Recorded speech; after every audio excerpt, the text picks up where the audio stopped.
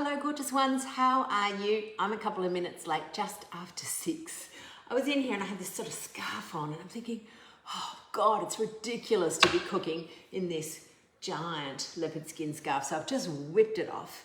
And now I'm waiting for a few of you to come and join me for cooking, coaching and conversations tonight.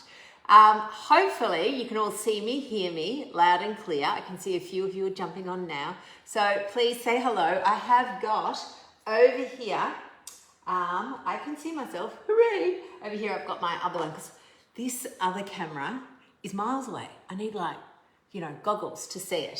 So I can see you all jumping on. Maureen, Debbie Jane, hello, hello. So, gorgeous ones, tonight I was going to cook something different because, I have a very repetitive style of cooking. It serves me well, it's very simple, and it's my fallback. I can do it when I'm tired, I can do it when I'm half dead, I can just cook this way. So anyway, I had in my mind that I was going to cook something from our new, low carb cooking collection that comes with the 12-week Mind Body Rebalance, and there's bazillions of recipes. But one of the things I thought was that, you know what? I'm actually a bit tired. I am quite tired. Oh, thanks, Millie. We've got a lot going on at RLM. I've been doing masterclasses. I've got a Instagram live tonight, which if you're interested over clearly at Instagram with Bianca from Our Cow, and we're talking all things protein and health and sustainable farming practices. So that's at 7:30 tonight. So yes, it has been busy. So all that meant was that, you know what, my brain just could not take on another new task. It just went, you know what, Lucy, you can't cook a new recipe tonight because, when I cook for you guys, I'm not recipe testing. I just fling stuff together and think, that'll probably work, and 98% of the time it does. So tonight, I'm just going to cook one of my old faves that's super simple, and I guess it comes back to that really basic thing that it is about real food, real fast. Just because I'm tired doesn't mean I have to sit on the couch and order takeaway. If you do that, there's no judgment, but it is just saying that there is an alternative for your brain when it says, I'm not cooking tonight. So here's something I prepared earlier. Well, not really. I have my favorite, one of our favorites of late, chicken drumsticks. So I had them covered so the cat wouldn't eat them. But chicken drumsticks, so they're 6 and they're fat, juicy looking drumsticks. $6 this cost me. They're really budget friendly. So again, I know for a lot of people, real food cooking can be expensive, but just don't choose your fancy cuts all the time. If you're choosing things like drumsticks or wings and making them delicious, that is a really good budget saving strategy. You don't always have to get chicken breast. Chicken breast is really expensive at the moment. Same with your eye fillet. You don't need eye fillet. You can get the cheaper cut of meat and do it in the slow cooker. So real food doesn't have to be expensive. These cook super quick. But what I'm doing a little hack. So I've got this spice. It's the Moroccan tagine from Mingle. It smells nice. But I'm not actually a big fan of tagine, and in the recipe, to get it that authentic Moroccan flavour, you're meant to put in, things like dried apricots or dates or whatever. And obviously I'm not doing any of that. So I thought I'm going to get this out and I'm just going to sprinkle it all over my chicken thighs, my chicken drummies. Now, when I've got the skin on. You have to have the skin on, it's so much better. So what I do is, it's a bit like a skirt. I just quickly pull, because when they cleave the chicken, the parents fall down. So you just pull the skin up, and then when we put it on the tray, we're gonna put the big part of the skin up. So you can see that, whereas see this one here, he's half naked, poor little darling. So I will just pull his pants up, and it stretches up very well. For those of you, I have got a couple of friends. Look at that, it comes all the way up. Some people are a bit chicken phobic. Just, if you can use gloves if you want to, and I'll give my hands a rinse after touching raw chicken. But just pull that skin up before you put your spray on, not your spray, your herbs. I'm going to drizzle a little bit of oil on it and some salt and fling on some of this Moroccan stuff. But yeah, basically, oh, this one's a bit done. This one's obviously had his skin chopped off. Oh no, there it is. So all of them, yeah, it's just like pulling the chicken drummies pants up. So, you know, that takes all of 32 seconds. There's one lonely one here that I missed. So, I mean, you don't have to use, it's still perfectly good without it. This just gives it a little bit of protection in the oven. Now, chicken drummies take about 20 minutes in a preheated oven, and amazingly, I've actually preheated the oven. Now, I'm just going to quickly wash my hands. Stay with me, I'm just over here.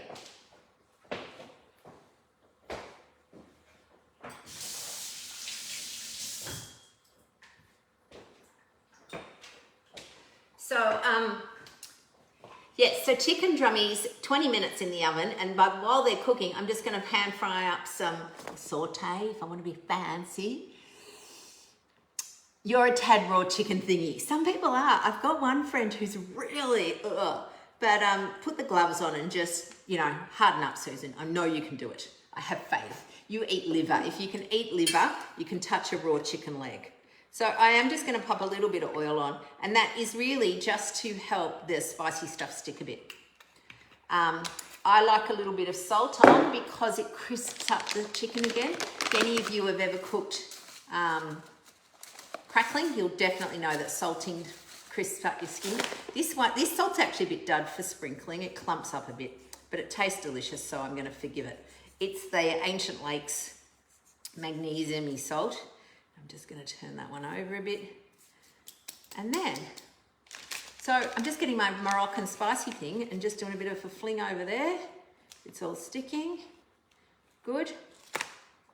And you can sort of give it, oh, this one's pants fell down again. How very dare it. Just give it a little bit like that. And then you can sort of just swizzle it around. If I had a bowl, that probably would have been better, you know, something with some sides, but anyway, it is what it is. And because I don't feel like the spicy stuff has absorbed up all of the oil has absorbed up all the spicy stuff. So yeah, I'm just giving that a bit of a thing like that, bit of a thing like that. And then I'm whacking this on my pre-prepared tray here. It's a non-stick tray, but I just use some baking paper. I know I haven't quite got my head around the evidence on non-stick surfaces. I know there's lots of talk about them, but, and that, you know, the talk will probably end up being right. So the way I sort that out is I put I put some baking paper over it for the oven. And I still haven't quite worked out with the pans. If the pans, this is a non-stick pan over here. The other non-stick pan I threw out because it was all, you know, it started to peel. You love liver and bacon, Susan. If you can eat liver and bacon, mate, you can deal with some raw chicken. Just saying. Just saying. Now, is Sandra Shaw watching tonight? Because she's probably not, because she's probably kicking up her feet because it's her birthday today. So to our lovely, lovely Momentum member, Sandra, she has been with us from the start, and we would just love to wish you a happy birthday and hope that you're having a lovely evening. Okay, and then what happens is you've got a little bit of leftover sauce, and so any chicken that's sort of missed, this one here missed in the coating, I'm going to have to wash my hands again, but you know, I can cope. So when I'm putting it on the tray, I'm putting the skin up. So it just gives you another opportunity when the skin's up to just decide if you've got enough on it. So this is my Moroccan baked chicken. This will go in the oven for 20 minutes. So I'm going to wash my hands, bang this in the oven, and I'll be back in a sec. What I really need is a helper.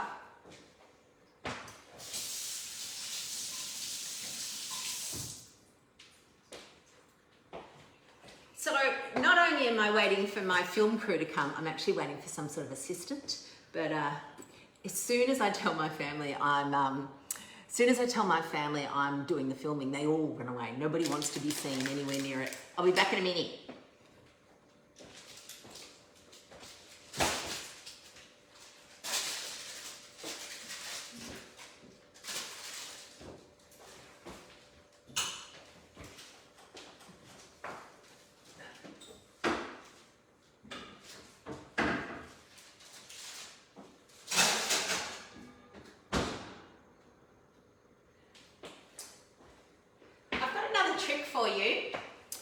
So in my oven, I nearly dropped that. My oven, I reckon, has a little leak at the top. So when I preheat it on fan force, it takes forever to heat up. And I reckon what it does is it blows everything out. So now what I do is I don't preheat it on fan force, I preheat it on normal. And then when I put the stuff in, I'll put it on fan force. All right, so now what I'm doing is just braising some veggie, listen to me getting fancy. Braising, pan frying, sauteing, whatever you like to do. Of course, I have got a beautiful cabbage, and my veggie garden is growing cabbages. Sadly, this one's not from there. And I'm just gonna do that. You can finely chop it if you like, but I'm rubbish at finely chopping. I must make sure I've got to go against the grain, otherwise you end up with big slivers of it. Cabbage with bacon, lots of people do. You can do cabbage with sour cream. You can, again, you're the bosses of you. You can do whatever you like. But it is an awesome vegetable, and it does slightly caramelise when it's cooked in butter. So I'm just going to chop this while my chicken is going, and I'll just turn the heat on.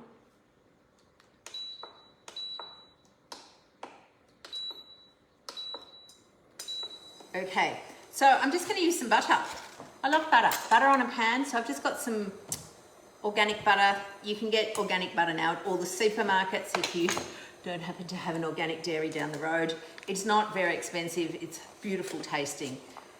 You know, I had something the other day and I realised it had margarine on it. And I thought, I can't believe the taste of it. It's actually disgusting.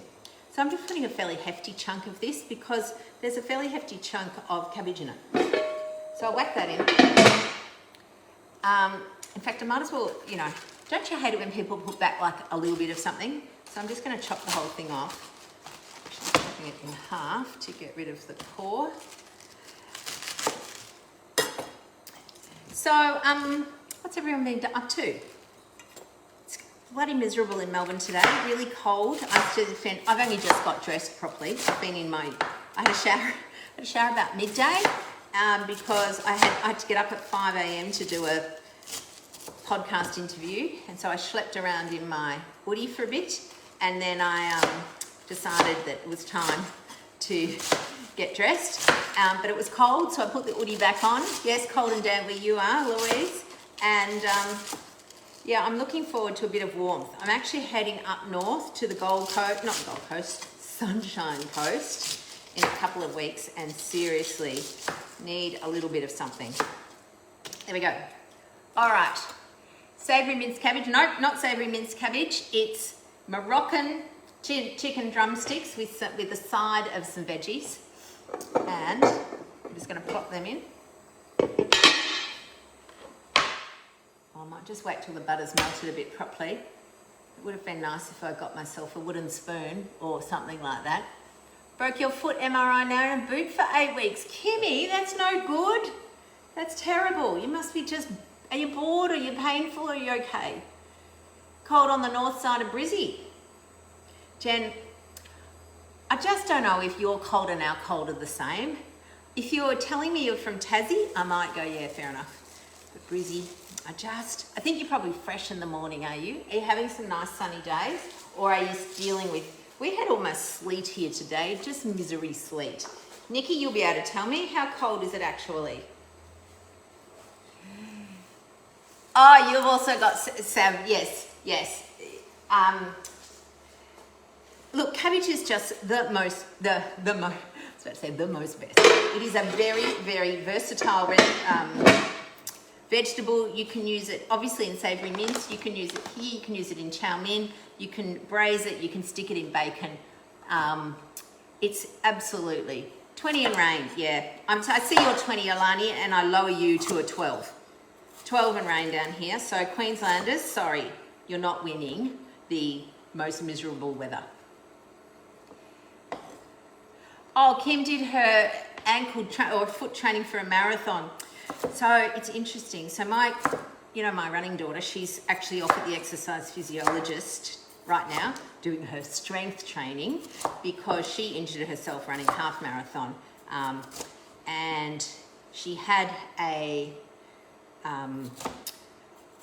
I guess, she had an incorrect gait, and wet and miserable in Cairns, Carolyn. She had an incorrect gait, and so then, which she could compensate for, but just persistent running over it caused an injury, so she's actually had to do the healing, and now she's doing the rehab, which is what we talked about in the No Sugar Challenge, didn't we? Who did the No Sugar Challenge here? There's 54 of you on. I'd love to know who did it and how did you find it? It's the first time we've run it, and I think we'll run it again. I think it went really well. We've had some super feedback. For some people, it was just the thing they needed to get going. For other people who, Alani did it. For other people who had never done a challenge, there were people who were really what I would call no sugar newbies. Good on you, Millie. So Millie, I was going to not wear this coat for you, Millie, because then I thought I'd be in black and white, and I know you're a Collingwood fan. But I just couldn't quite hack it. Then I just felt like I was a bit boring. So I put on beige instead. So you love the No Sugar Challenge. Oh, good, Bronnie, thank you. Yes, good, excellent. I know lots of people did it. It really just set them, because this is the thing, the challenge, the law of small challenges. I'm going to make that a rule. The rule of small challenges is that when something's too big, and there are a few 30-day sugar challenges floating around in September, and look, I'm sure they're wonderful to do, but it feels like quite a long time if you're not sugar-free. It feels like a very long time. So 7 days, oh good Paula, I think 7 days is entirely doable. It's entirely doable, and then having the 3 levels, which we might mix up a little bit next time, I'm not sure. I'll wait for some feedback. I really like the baseline level for the families and people brand new, so that you're still eating fruit, you're eating root veggies, but just getting rid of grains, particularly processed grains and sugar. That's where the harm is. And then the next level are the people that just need to recommit to their low carb lifestyle. So no fruit, no root veggies, maybe having some sweeteners. And then the next ones who just went, you know what, sweeteners are rubbish. They just don't suit me. So I'm just going to grab a spoon from here. Hopefully.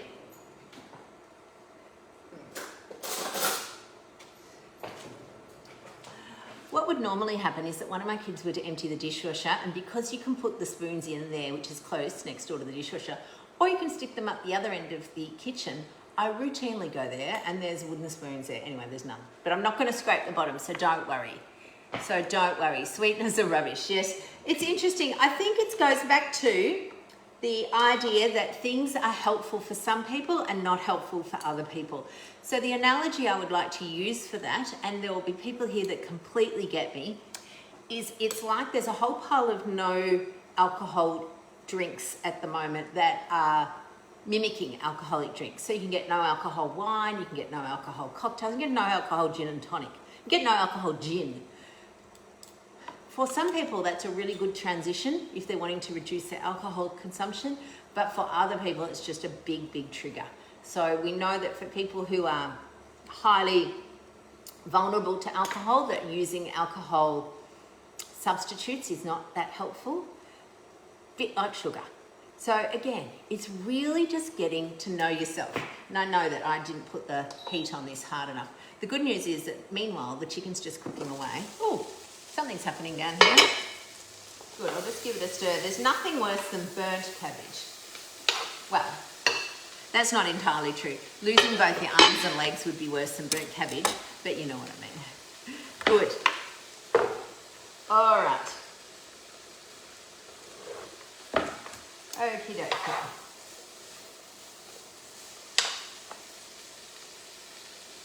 There we go. So, and these were just floating around the bottom of the cupboard, the bottom of the crisper, some mushrooms. So now these little plastic thingies, I know you don't always have to have plastic thingies, you can just chop your mushrooms, and I certainly do that because I reckon I eat mushies most days, but these are great for seedlings. I'm currently obsessed with growing veggies from seeds. I've got this sort of these little mini greenhouses. Mind you, some of them are still not ready to come out to play because it's been so blooming cold. But you can also do the same thing with this. And what you do is you just, this one doesn't have most of them have a hole in them. You don't fill it all the way up. And then you just put it in here and you just put the Glad wrap that it came in over the top. Bang. Pop that in a nice warm spot, and there's your seed germinating place. So you can certainly use these again. Don't chuck them out unless your house is turned into some sort of, you know, hoarding of plastic containers, then feel free. So what we're doing is I'm just waiting for this to come up, and I'm going to continue the flavour of the Moroccan spice into these veggies. Now, what I reckon I'll probably do is I'm braising them in butter, as you know, and I reckon I'll have a look at the end, and I reckon I'll probably just whip through a little bit of sour cream. Good. Right, that looks good.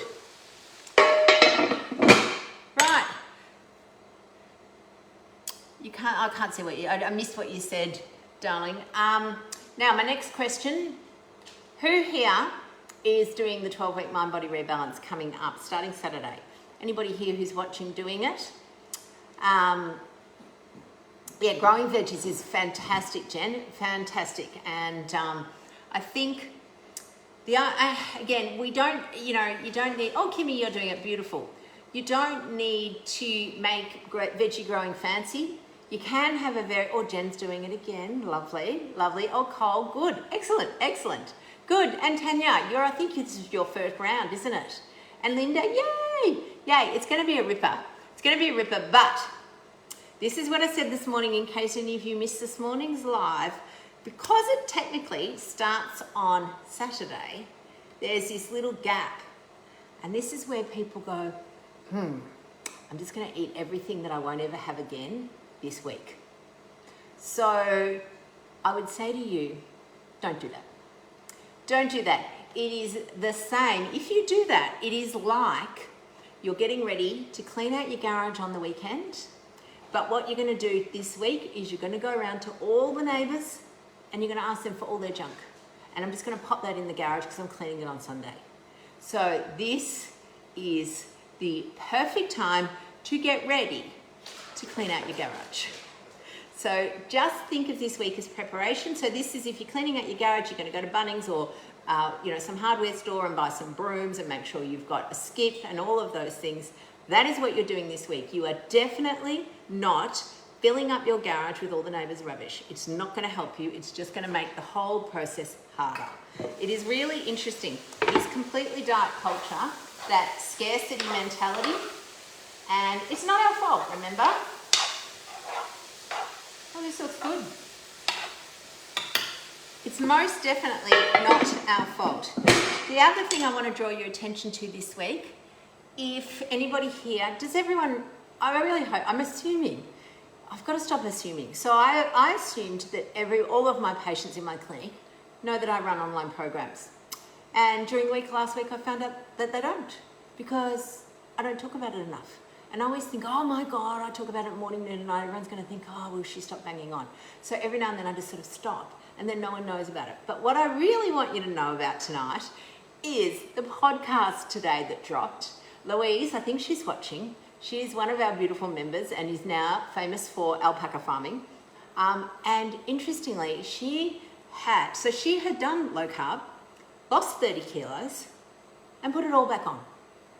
And that's what the story is, because so many of us can do that not because low carb doesn't work, it does.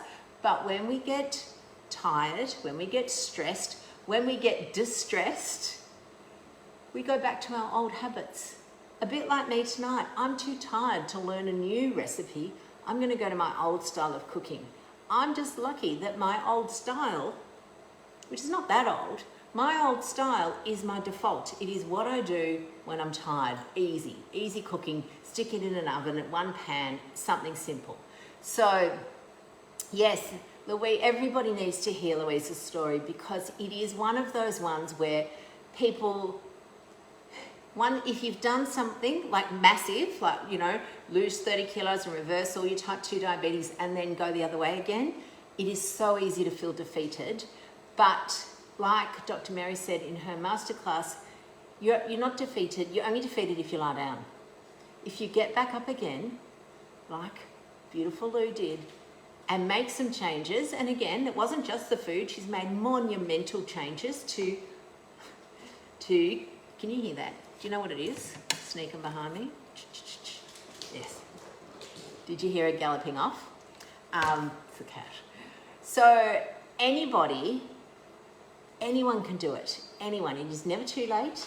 Doesn't matter. Your past does not define your future unless you want it to.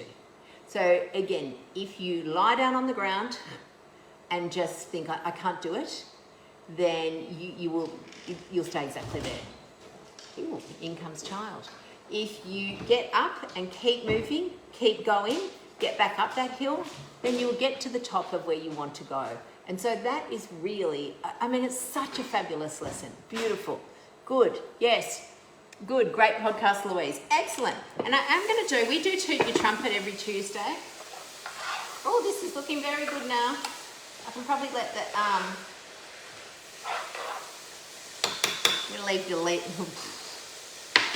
toil and trouble. We're going to leave the lid off. One of the, we talk about tooting your trumpet in Momentum, and we do Wonderful Wednesday in the 12-week, because it is all of us, me included, it is extremely easy for us to focus on the bits we haven't yet achieved.